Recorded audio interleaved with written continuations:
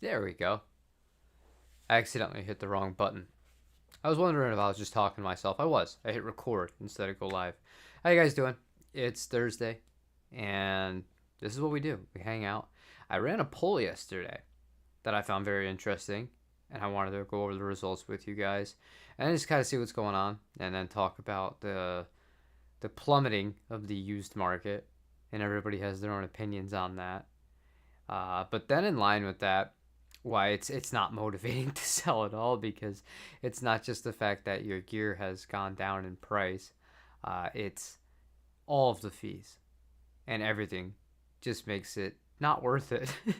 You get to the point where you're like, yeah, you know what? I'll figure it out. I'll mow lawns. Turn yourself into a 16-year-old again. Make some money doing that way. But I'll get a paper route, pay off everything. Hello, Markleford. Tritone substitution. There you go. Yeah, you actually understand music theory. You're a rare bird. You're a rare bird. You're speaking Russian in here. Rubbish Guitar Bloke. Hello. Hope you're enjoying your Mustang. Hey, Greg. Hello, Rex. You're playing the Eastwood. I don't know what guitar that is. I know who Eastwood is. I don't know that model, though. And good morning, Deb. Okay, so, you guys. I asked you all. I don't know why I did this. It's just something I was thinking about because I was in the car for a bit. Given current guitar prices, which route would you take for under $1,000? You got four options. Buy a used American or Japanese guitar. Buy a really affordable guitar and then mod it. Buy a new guitar that falls into that price range, like the top of the $1,000. Or none of the above, you already have a Telecaster. Now, the results kind of surprised me. This part didn't. Buy a used American Japanese guitar is the winner at 54%. There was over 150 votes on this. Buy a really affordable import, then mod it was dead last. 7%. And I'm going to tell you why that one surprised me the most in a second. Buy a new guitar that falls into the price range was 15%, so that's third. And then none of the above, you already have a Telecaster, was a clear second place at 24%. So good job. But somebody tried to say Telecasters aren't all that. I don't think you're all that. How about that? Telly's are the best. That's all you ever need.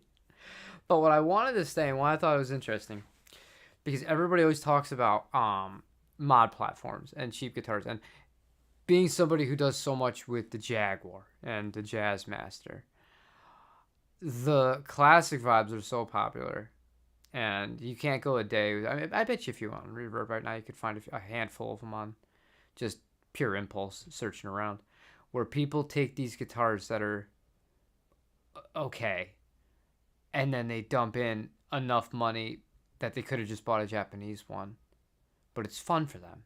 So they buy the new guitar that's really cheap, and then they mod it. Now with those guitars, specifically the Jaguar, I'm much more understanding of that because Fender don't make a Jaguar. That's the only Jaguar that comes with the rhythm circuit that has two single coil pickups in the entire Fender lineup. And I think they have like 5 or 6 Jaguars in the lineup. That should tell you something. I don't count the Vintera 2 with the maple board. That's repulsive. The point still stands. People that want a Jaguar, and especially if you wanted a custom color, because and again with the Vintera 2, one of the biggest problems with that, and why people are like, what are you guys doing? I almost said a bad word. You have white and black. The whole point of the Jaguar was it's surf inspired instrument, custom colors, dark rosewood board, matching headstocks. You just did away with all that. So the appeal to a Squire, and why I see so many people do those, is because that's one of the only feasible ways of doing it. American reissues are so expensive, and Japanese reissues have just gotten insane to the point where I'm just like, I don't recommend them if you're buying in America, period. I just don't recommend them. I think they're terrible value. If you can find them in Japan, you're still okay. In America, though. And it doesn't matter who you buy from because everybody just sees everybody else's listings now. And the prices are just, they're stupid. They're absolutely stupid. Like a standard model, traditional 60s, just regular production model. The only difference on it was the finish, meaning the color of the finish. Went from three-tone sunburst to shell pink. That's a 2000 $2,100 guitar now. No, it's absolutely not. It is not. But it makes sense to me in the fact that like I thought that other brands would have a similar thing. Like I don't know, maybe it's just a YouTube thing, but I see all these people talk about other brands' guitars too, like the CE24 SE, and those are cheap as hell. Those are like five new, and then used you like $300, and it comes with the this is sick. It comes with the same bridge that the American CE24 comes with. Tuners, no, not the case. But yeah, you if you wanted to mod one of those, and like maybe you just like you wanted a 24 fret guitar, but you didn't want to spend that much on one, or you wanted something you could mod out. That seems like a viable thing, but that came in last. That's the only reason I'm highlighting all this. So I found that very interesting. I thought that would have done better than it did. Let me see what you guys are saying. You played WDR, Walk Don't Run. You did Surfing last year. Now you're working on a jazz arrangement. Jazz is an interesting genre. I was trying to explain jazz a little bit to my wife. She didn't really get it because that's the whole point of jazz. You're not supposed to get it. Hey Bradford, you have a Squire 60 Strat that I modded the heck out of. Are all original? Only original parts are the neck, body, and tuners. Oh no, that you have not modded the heck out of it. Then Deb, modding the heck out of it is modding it so that there's nothing left. That would be like the pink Classic 5 Jag I had. By the time I was done with that, before I just mailed it and I said this was the dumbest thing I've ever done. Not the dumbest thing I ever done. It's a little hyperbolic, but it was very stupid. The only thing original on that guitar was the actual body itself. Nothing else was original. Every other part was changed. Down to the bridge posts. Everything was changed. And even the strap pins. Yeah, those got changed too. Everything was gone. And at the end of the day, it still didn't play. And it still didn't feel anywhere near as nice as just a regular new Japanese Fender did. And it was worth nothing. That was fun. You gotta go, snowstorm. Enjoy the snow. Enjoy the time off with the kids. Nice seeing you pop in though. Fortunately, we don't have to worry about snow. But my thing was just like I thought that more people would be. I don't know. I think the prices are so nuts that I can see why people are really hesitant to buy anything new at this point. And that's kind of what I'm going to go at here. Hold on, I got to close that. That's a link I had from TrueFire. Hopefully that gets posted in the next day or two. I just want to show you some stuff and kind of go over for reference here. Now, if we switch the menu, so you'll be able to see what I'm looking at and not just the side of my face. I promise. We'll get there. Okay, you guys can see that? Good, you can see that. Very good. So, I just want to like give a little bit of perspective here. All right.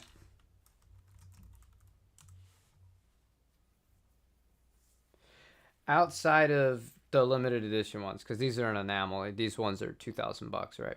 A normal American CE24 with a non-satin finish is, there you go. That's a good example. Whatever, color doesn't matter. This is a $2,700 guitar.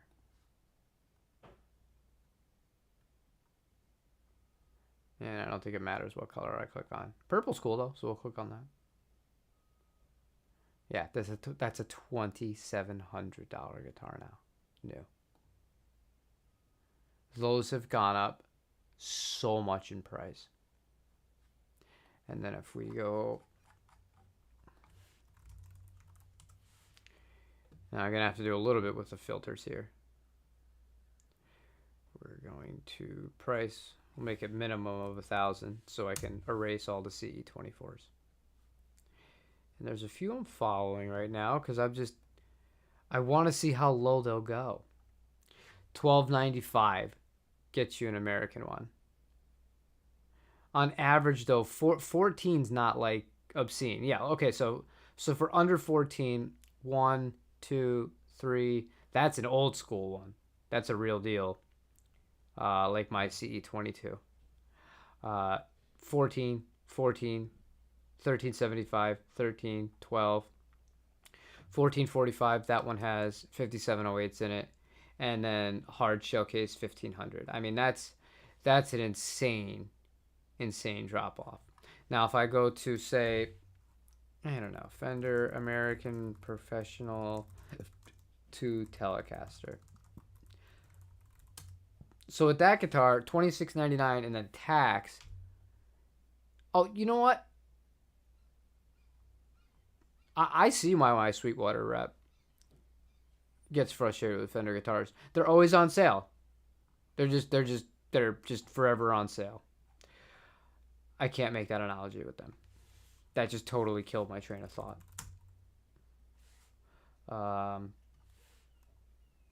No, that would have been Gibson Les Paul standard. Okay, so a red standard 50s, $2,600. Gibson Les Paul standard 50s, Cardinal Red, I believe is the name of that color. Okay, so you lost $600 on this one, right? Same guitar. Brand new. Okay, so that's $200 off. So you lost $800. Whereas with the PRS, you go from 27 to 14. That's 13. It's 1,300 bills. So your depreciation value on the PRS is double what it is on the Gibson. It's kind of wild when you just look at things as numbers. Now I'm gonna get to a bigger point here, but right now all I just want to kind of really highlight is new guitar pricing is so wild. Like all of it is. It's not one brand. It's all of the brands. And the unfortunate thing is, hold on, are these on sale? Because if not, maybe I can use these as an example. Okay, these are not on sale, so we'll try the same thing here. So those are $2,200. Fender Ultra 2 Telecaster.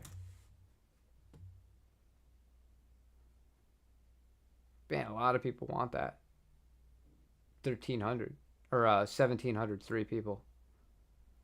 So he's gonna lose $400, $500. That's not awful. You're not losing $1,300 off the top. Like that's insane to me. Okay, yeah, that looks to be the bottom. Unless you want to buy one from the Fender refurbished outfit for, sorry, I shouldn't have laughed. Fender refurbished, pre-owned, certified Lexus for $1,588. You save an extra $100. And that one has free shipping, so it actually is a substantially better deal, I guess. Yeah, you're not going to lose as much money, but you're going to lose money. But here's the thing: the way it works is you're supposed to lose money. If you're buying a new guitar, it's supposed to be just accepted that you are going to lose money. Hold on. This just launched, you guys. Let's see what they got. President's Day.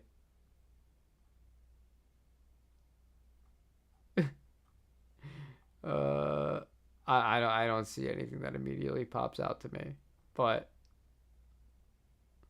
okay, that's a weird design. We're just not going to touch that. No, I'm not going to dig too deep into this. If you guys do want to check it out, check it out. Okay, cool. Whatever, got it good.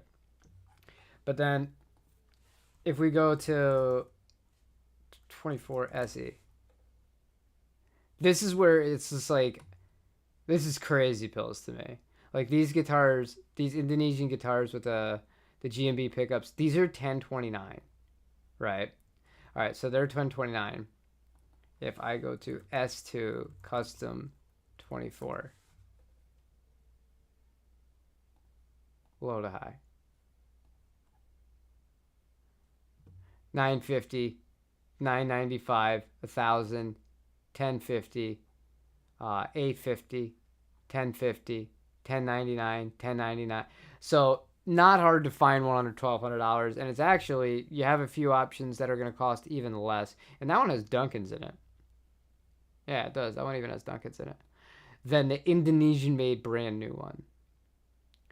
Now, maybe I'm nuts here, but I feel like that's a no-brainer to just buy the older one. The one that's made in America for roughly either the same amount or potentially less than one of the new SEs. I mean, what do you miss out on with this? You miss out on a quilt top, an ebony fingerboard, and that's roughly it. And with the older American ones, you're getting the same exact electronics anyway, but you're getting an American-made instrument. And I don't care what anybody says, you feel a difference. You do, whether you care or whether you like. Maybe you're somebody who likes the feel of the Indonesian guitars better, but there's an absolute feel difference. And for me, it's a pretty easy decision. I would be looking at a used American one. So I guess in the poll, that's where I would end up. Now, before I ramble too much, I was looking at the screen. I can bring back this so I can monitor your chat. All right. Yeah, Fender Japan question. On the Fender Japan models, why the U-shaped necks? I sold my traditional 60s Jazzmaster crafted in Japan as a C, but those U-shaped necks are a deal breaker. Do you want to know one of the reasons why I think this is? No, this is real tinfoil hat. I think it has a lot to do with FMIC coming back into the picture, which is Surfco, Fender USA. I think that if they still made like a JG66, well, here's the other thing too. It's not just your U-shaped neck. You actually may have liked that neck more if the nut width was different. JG66 came with a 42 millimeter nut, the same as an American original 60s did. The traditional 60s do not. They come with a 40 millimeter nut. That's a very noticeable feel difference between the two of them. You factor that in with the different profile of the neck, it's never going to feel like a JG66. No, it's different. Some people like it, and perhaps in Japan they're a big hit. Although it's funny because when they do the special shop orders, the majority of them get bought up by people here and in England, and then you see them on sale. And I know that there's never more than 20 in a run of those, and the majority of those get put up for sale. So the Japanese don't exactly snag those up in time for the most part compared to us, which is pretty sad, but it also goes to show like there's demand, Fender USA, there's demand, but you don't want to fulfill that demand. So it is what it is. Okay, let me see. Don't ever buy a new PRS unless you keep it for 10 to 15 years. They take forever to break even. I think there's a lot of great value in PRS. Not so much new. Unless you get like, I don't know, man. There are some shops not that like I saw a going out of business sale where there were brand new PRS guitars for less than 50% off, American made ones. At that point, that's yeah. And the other thing about PRS compared to Gibson and Fender specifically, there's a lot of other brands I could mention right now, but not many. Here's the other thing: like so many of these brands, they're American brands. They don't make guitars in America, and if they do, the prices are so much more exorbitantly expensive than the import line. It's just like it's not even worth throwing them into the conversation. For American-made instruments on like a grander scale, they don't have anybody that consistent wise at the same prices are coming close to them with quality control. They're just not. Now, I love Suhr guitars, but the cheapest Suhr guitar right now, I believe, is $34.49. Actually, I believe that price just went up to $35.99. Whereas, entry-level American PRS is still under $2,000. So, Yeah. Now, they have different outlooks and different goals for what they're doing with their companies.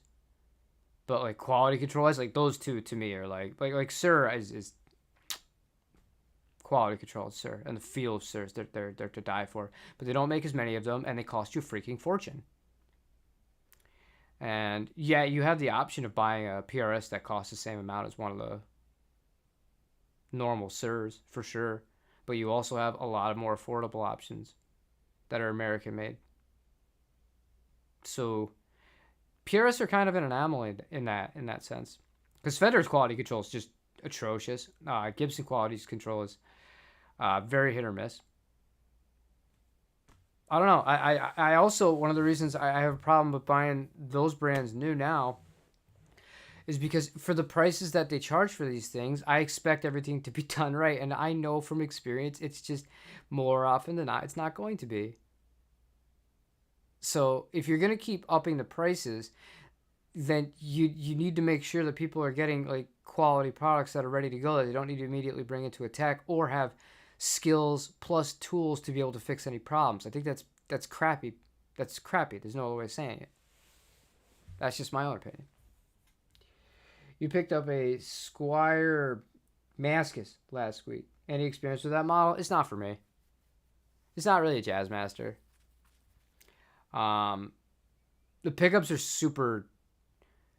Like if you don't care about clean tones, and you just want raw power, you want to play with dirt. This is a fun guitar for sure. The real deal breaker is just the whole package of it. I don't like the bridge. I'd rather have the vintage threaded bridge than the bridge that comes on the Mascus. Not a fan. And I don't like the lower boards. But I will say this, the neck shape of it itself, if you take that other part of it out of the equation, I think it's got a lovely neck shape. It's got a lovely neck shape on it.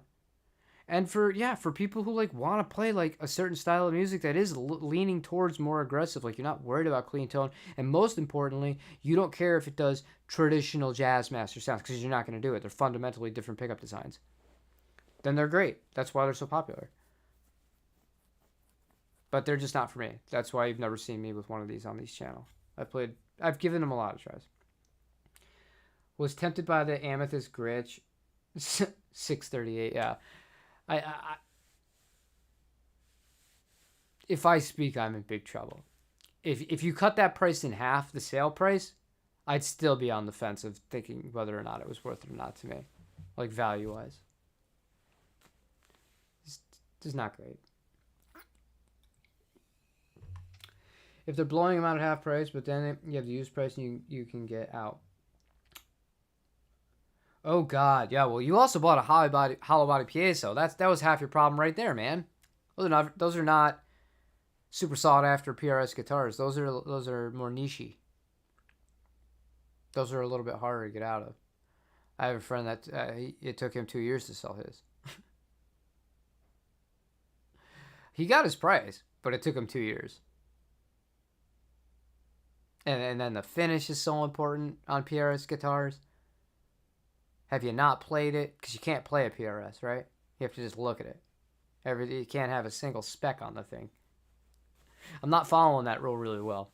I beat up pretty hard on these guitars because I love playing them, and when I play guitars, I don't like the feeling of just like feeling like I have to be timid. I just want to dig in and have fun and just lose myself in the moment when I can play.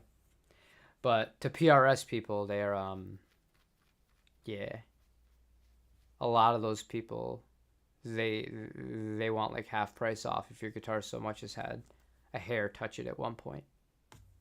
They're not a fun crowd to sell to. I think that's really the moral of the story here. Hi, Jim. Hello. Ever tried a PRS Bella? Yes. I like them a lot. I think they're really cool. I think they're really screwing up with those, though. Not screwing up. That's the wrong word for it. I think they're missing an opportunity. I think if you put a vibrato on those, you create a major disruption in that kind of offset marketplace. Because the Bellas are still cheap. Like those guitars, cheap. Those guitars I believe the least expensive one is $17.50. They weigh nothing. They're mahogany. They got American pickups in them now. The neck is my one of my two favorite PRS necks ever. Pattern regular, so it's got a slightly narrower nut than something like a pattern vintage, or a wide thin, or a wide fat, which are the old neck profile names.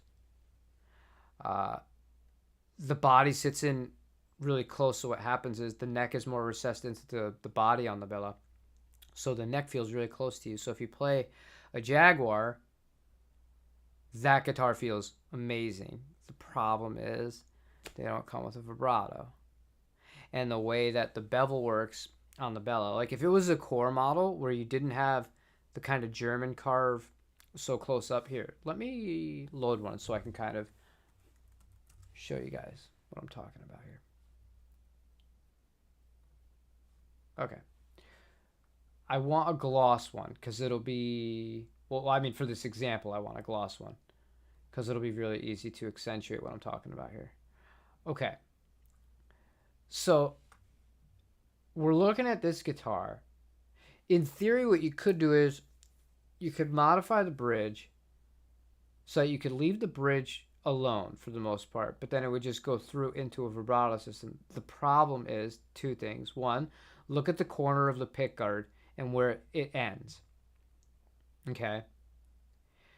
You would not be able to fit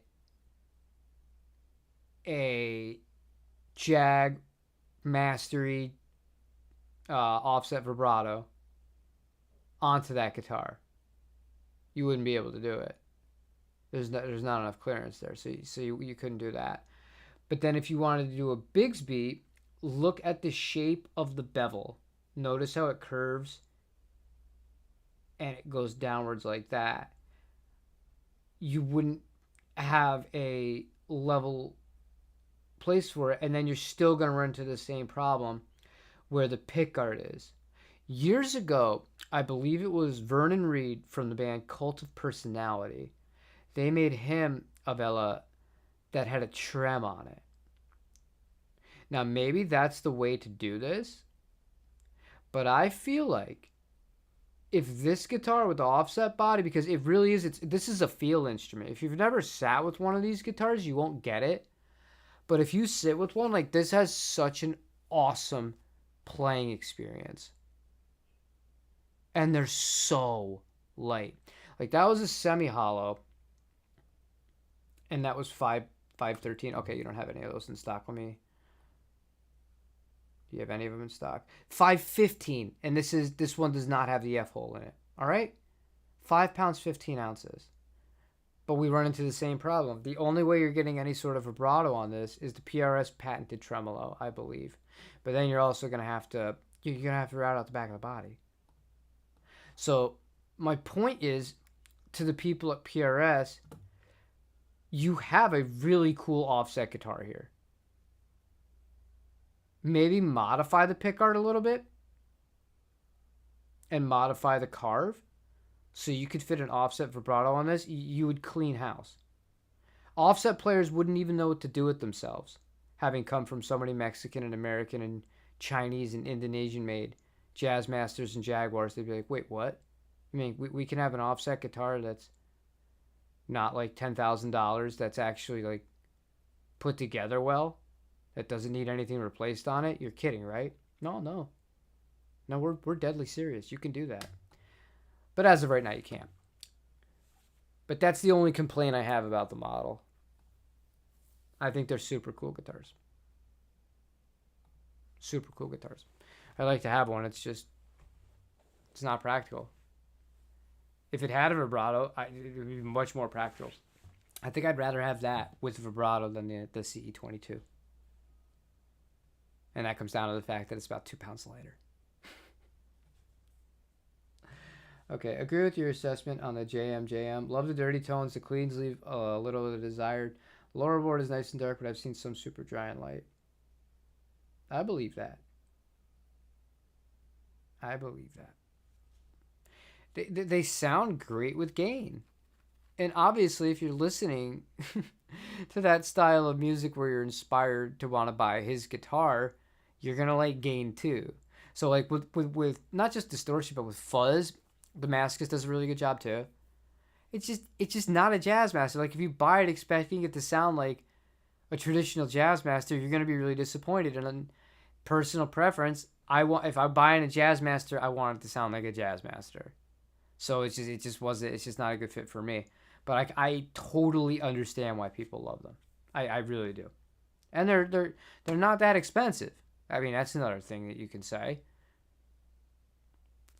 Not I mean, what else do you have in that price range? You have the classic vibe and then the player 2.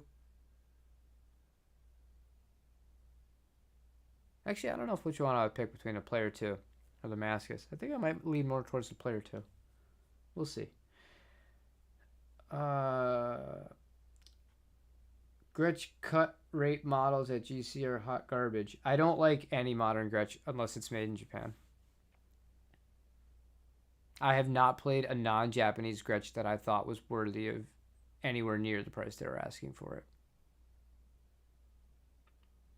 I like the Korean ones. The difference in feel between the Korean-made Gretches from I think 4 or 5 years ago at this point versus the new production ones, it's night and day. Korean ones feel much nicer. It's sad. It's sad. Things are supposed to get better with technology. Instead, the prices go up and the quality of the product goes down. You will own nothing, and you will be happy.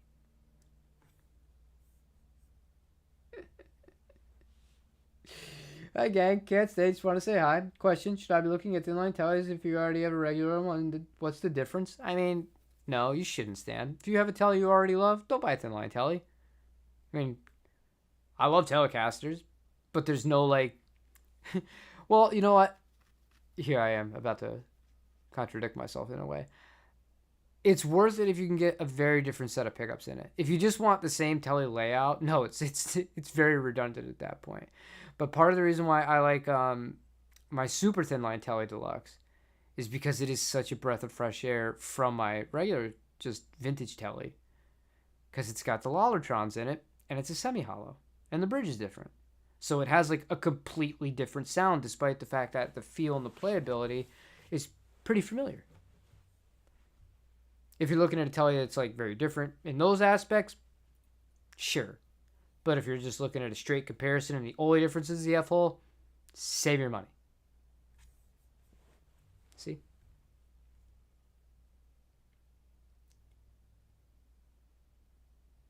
Yeah, Living Color. Lee Vernon, right? Sorry. I was thinking of a song called Personality. But it was Vernon, right? And I believe it was gold with like a wild pickguard. This is before I really started paying attention to PRS, but I feel like that guitar wasn't going to leave my mind because I like offsets. Vernon Reed. Yes. Yes. Sorry. I say stupid things. What are you going to do? To me, it looks more appealing than the standard double cup PRS shape, but I haven't had a chance to try one. Thanks for sharing what you know. No, I agree with you. I agree with you on that opinion too. Like, I like the CE22. I like the custom 22. I don't like the 3 knobs on a DGT. I think it looks just weird. But like that body shape, it's not a bad body shape. I think it's cool, but the Vela looks like really cool. It just looks really cool, doesn't it? It's a little bit different. They're super light. They got cool pickups in them. They got a pick guard, so you don't got to worry about digging in the finish and having somebody kill you on that. I feel like that's like the real working man's PRS if you don't want a custom 24 or a SE model. Because used Velas are cheap too. Now there is no SE equivalent, but I know I don't need to switch the camera back to show you guys on a reverb. You can get a used Vela for under $1,000 all day, any day. They're out there. They might not all have the updated pickups, but that might play into your favor because some people say they hate the birds. The older ones don't have the birds. They have the dots outside of a few limited runs. I believe Seafoam Green had bird finishes on them for one shot. Maybe it was Brian's guitars. They made a purple one that had birds. But the regular production model Velas prior to the update in 2024 did not have bird models on them standard. And I am a Jazzmaster and Jaguar guy. And even I know that. You found one near you, satin white for $1,200. Go play it. Go and play it, my friend. Judge for yourself. Judge in person. I remember the first time I played it. I can tell you the store I was at. I was at a place in San Diego, California. We drove over to Santee. It's inland. It's a different vibe from downtown San Diego. It's like polar opposite, right? But Top 40 Guitars had one. They had a bunch of stuff that I liked. Not just PRS. They had, when the American reissue Caberonitas came back in a Lake Placid blue with a natural back and the TV Jones pickups. I bought one from them at the start of the pandemic for $1,000. Brand new. They thought they were going to go out of business. But I played a Vela there. And I was like, how is this so light? I was like, what is this made of? And here I am like an idiot sitting with the guitar instead of just enjoying the experience. I didn't know anything about it. I'm like Googling, what is this guitar? What are the specifications? And I was like, mahogany? I was like, there's no way it's mahogany. It is. There's some voodoo in those, though. They're just light. Super light. Awesome neck shape. Way better than Pattern Thin. Way better than Pattern Thin. Cool guitars, man. Cool guitars. If you're old enough to remember the Ovation electric guitars, that looks like the Bellas and Miras to me. See, I remember those. I would say they look more like Miras than Bellas. Because I get what you're saying. But those Ovations, they look more like Miras. Miras are a little bit more standardized compared to the Bella. I mean, they're not full-on standardized guitars that you would see like other manufacturers make, but like the Vela really has its own look. I think it's such a cool guitar. And if it just had a vibrato, that'd probably be the one I would advocate strongly for it. Advocate strongly for it. Because it fits a need. Fits a niche. You know? And the pickguard works on that guitar. Not all PRS guitars, in my opinion, work with a pickguard. It does on that one. So you can do the satin finishes. It looks cool. It'll age nicely. The bridge is really cool. It's just not a vibrato. Exactly. But I want a vibrato.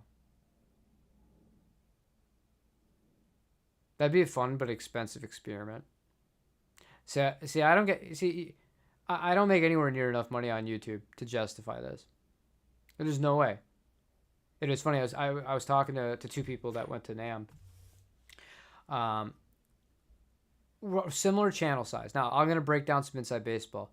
On average, we make anywhere from ad revenue on YouTube, $300 to about $700 a month on a good month, right? I think that's what I peaked at. I peaked at about $700 one month from ad revenue. Now you multiply that by 12. Call it 5 as an average. Actually, it's less than that, but it's $6,000 before tax. Okay. And that's for a year doing videos. If you were to... what I was going to say is, they went to NAMM. Now, with that information I just shared with you, and these are all channels of a similar size, the other two I was talking about, one of them spent $5,000 to go to NAMM. The other one spent, I think, $38 is what he said. It was less than 5.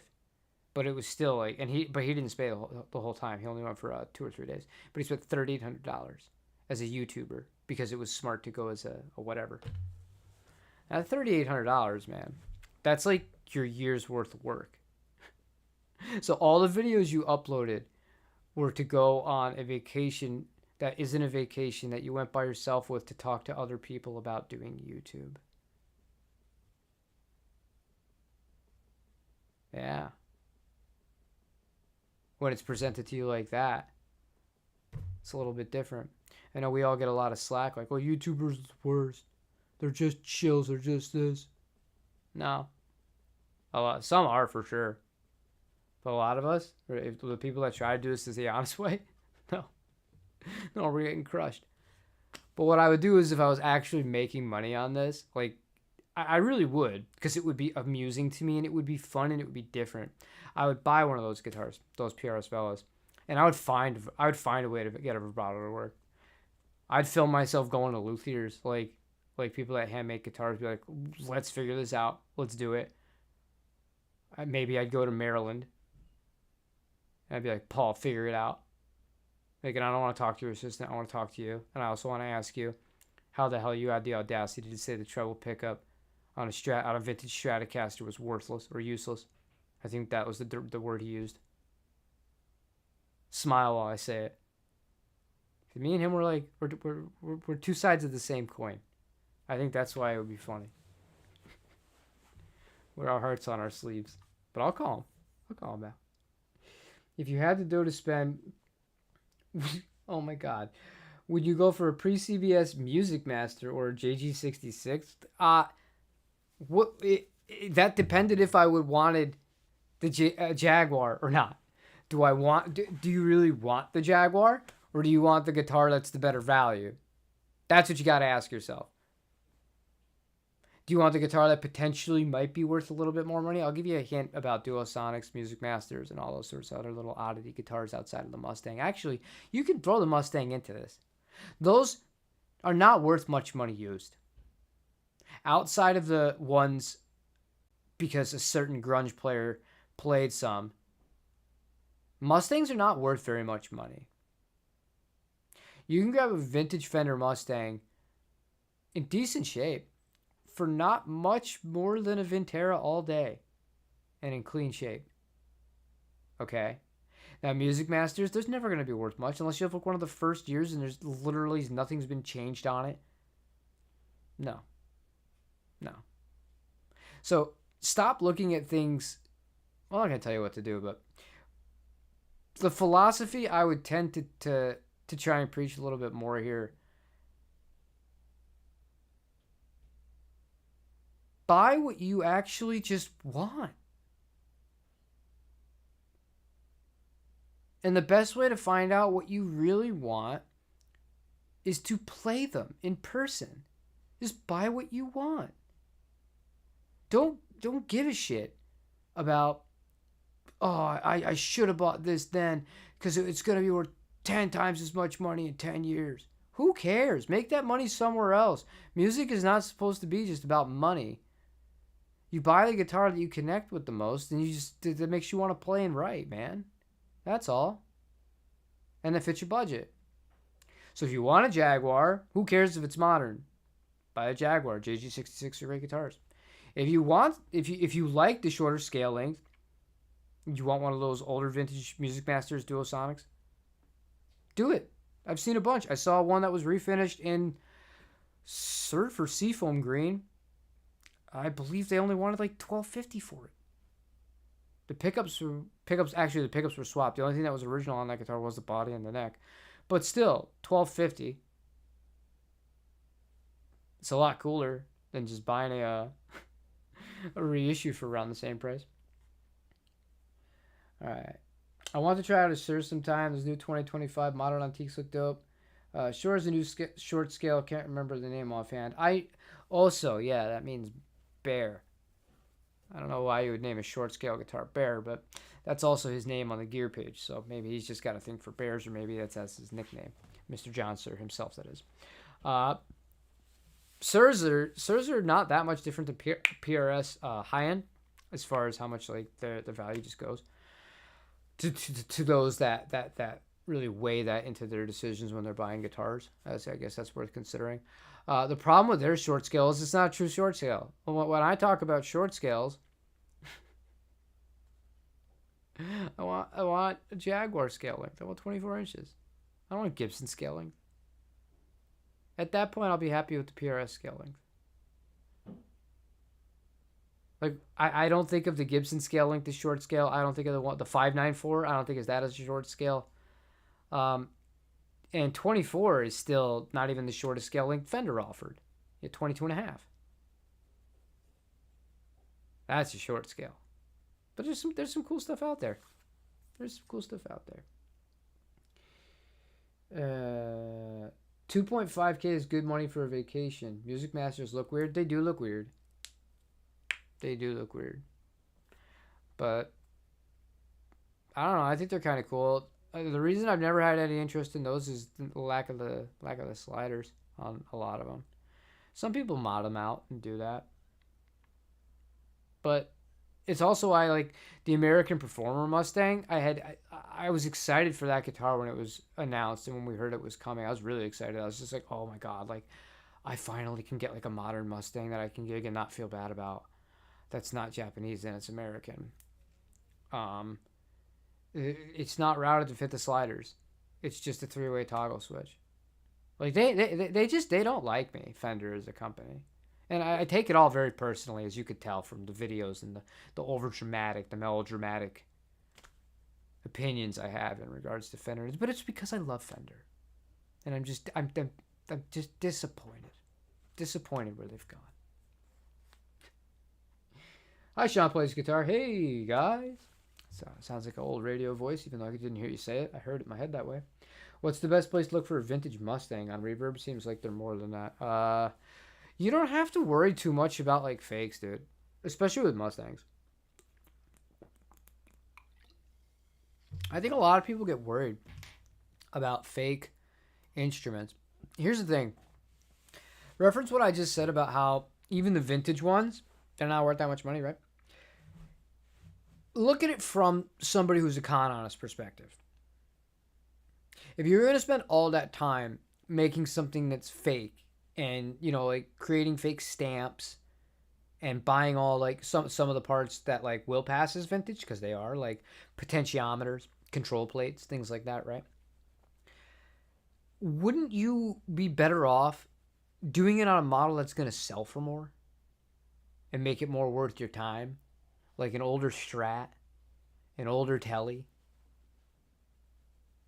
You know what I mean? Like, the Mustang it's not a guitar you have to worry too much about that.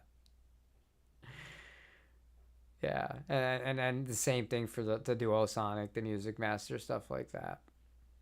I would just always try to buy one. If you're going to buy one of those things, buy it from a shop, unless you are getting a screaming deal on it. Because then if something's just straight up broken on it or whatever, they're going to take care of it. A shop is going to have the facilities to be able to take care of it first and foremost. But their reputation is on the line, whereas an individual seller, sometimes they could care less if they ever sold another thing online ever again. They just wanted to get rid of that one thing and they'll live. So food for thought. So Mustangs, Music Masters, Cyclones, and Duosonics are similar except for pickups and configs. Cyclones are a bit different too. Cyclones have a different scale length on them, and yeah, they're a different vibe. They're a different vibe. Oftentimes the Cyclones, like, I think of the Cyclone as the Jags thing should have never existed because the Cyclone existed. I think the Cyclone is a superior instrument in every way. In every way. But yeah, for the most part, I mean, they're not all too different. Not so much. Differences in bridge, differences in pickups. Some scale links are available on some models, some are not available, some are more common. Some neck widths on the vintage ones you'll be more easy to find. Typically like an A neck, which 38 millimeters roughly. Those are common on some of those short scales outside of the Mustang. But then like a B neck, which is more traditional nut width, those will be the ones you find more often than not on Mustangs. However, if you wanted something with a wider nut, like a C, now you almost never saw a D unless it was on a bass guitar, but if you wanted something like that, good luck.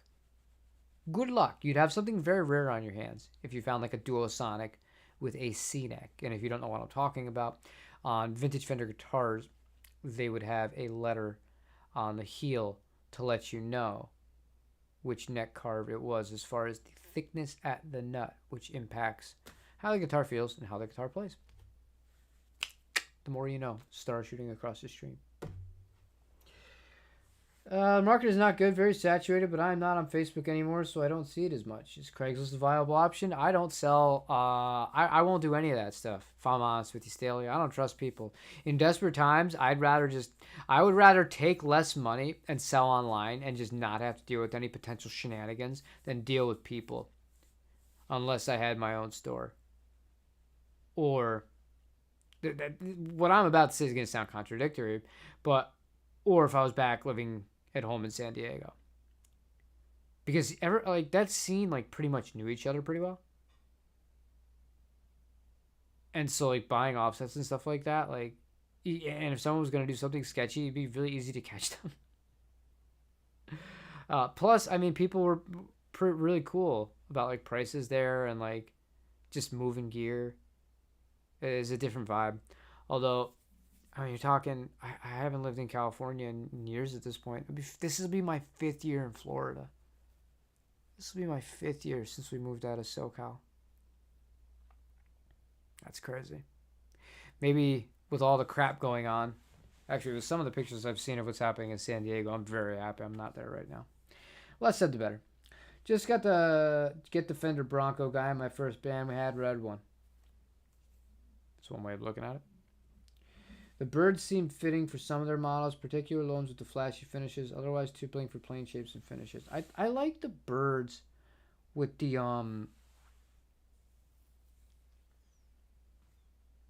like it on the 594. I like the dots on the CE22. I like the dots on the Vela. On the Custom 24, I think you gotta have the birds. Yeah, it depends. I do dig the Gibson, the Princeton still. Yeah, I still dig it. These new tubes already though, like a whole new set. That's to be expected though. That's you know this. The tubes Fender used out of the factory, not always the best. And how I had to replace the tubes on the Z after 6 months of driving that thing pretty hard. Daily usage for hours a day. Tubes come, tubes go. I haven't had any problems. That's a good sign.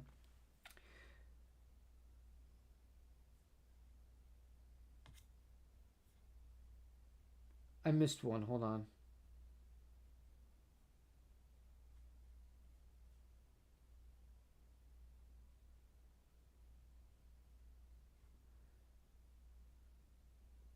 A 22.5 Music Master with P90s? Are you serious?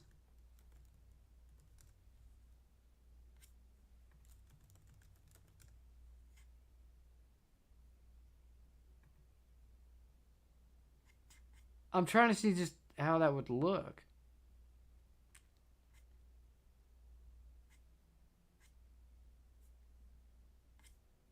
I can't find any pictures of it. Let me know. Shoot me an email. I want to see it.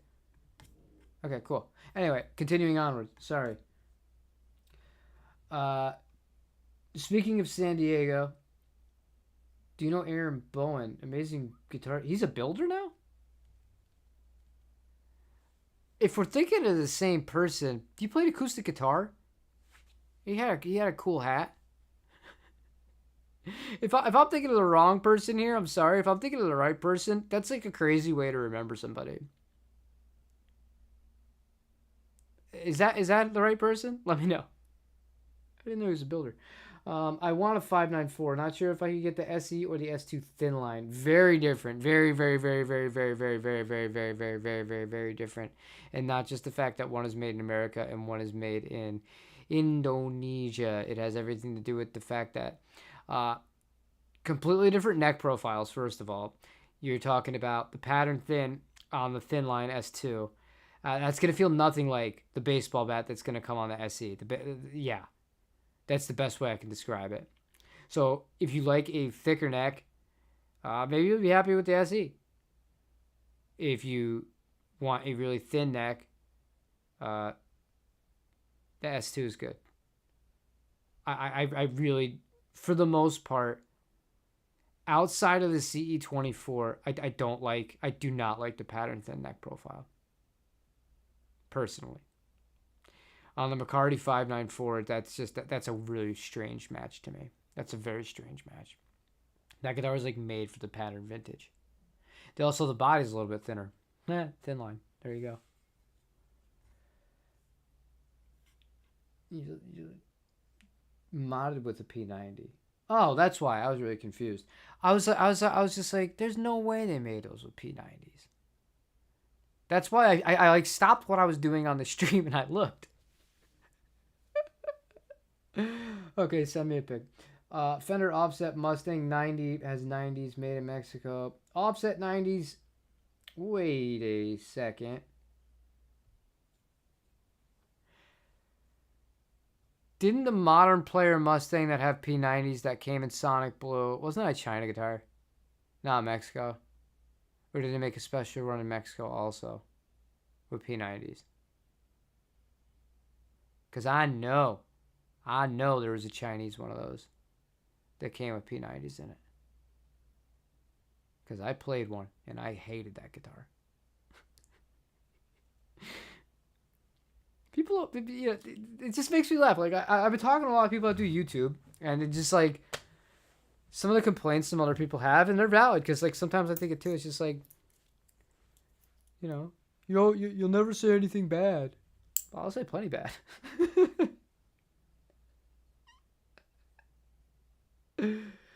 Oh man. Oh, I'm not talking about the player Mustangs. No, I'm talking about the ones that came with the vibrato. Because the player Mustang's coming with vibrato. Chad, I'm remembering that guy right? That's hilarious. Plays mostly electric now because of a hand paint issues. But yeah, it has to be the same guy. That's why that explains why I didn't know he was a builder. That's wild. That's wild. I don't think I've ever had a conversation with him, but I've seen him play. What a small world. Oh, man. Okay. So what did we learn today? Actually, you know what? We didn't have a poll in the stream, but I want to see if the results changed from the poll since we started streaming, because what happens is once YouTube recommends, or once I go live, people get recommended more stuff for one reason or another. Before we started streaming, we had 153 votes. How many do we have now that we've been streaming? Enter button. Enter button. You can do it. Enter. Enter. Enter. That means refresh. 161. And yeah, it's all the same. The majority of you guys for under $1,000 you're buying an American or Japanese guitar. 55%. And then 23%, which is the next biggest percentage, say nothing. I have a Telecaster. So you're all learning. You're all getting there. Minus the one guy who said he doesn't think Telecasters are very good. We got to work on that guy. We got to work on him. He needs to see the light. We need to get PRS to build a Vela with an offset vibrato on it. I will officially endorse it, and I will endorse it for free. You know what that means, PRS? It means I'll buy your freaking guitar, and I'll play it all the time. You put an offset vibrato on one of those, and you make it purple with a mint green pickguard. All right, that's enough for me. I'm going to get out of here. Yesterday was my wife's birthday, so I'll give you a spoiler alert. I didn't film any videos. We'll see if we have something tomorrow or not. But I love you guys. Thanks for checking in. And if there's not something tomorrow, there'll definitely be something on Saturday. Because I do have stuff, like I have videos half done. I just got to finish filming the other halves of them. Because I'm smart like that. Instead of finishing an entire project, I take on a new project. That's how you become a productive member of society. I feel well in the government. Minus, the fact that I don't get paid. Thank you guys.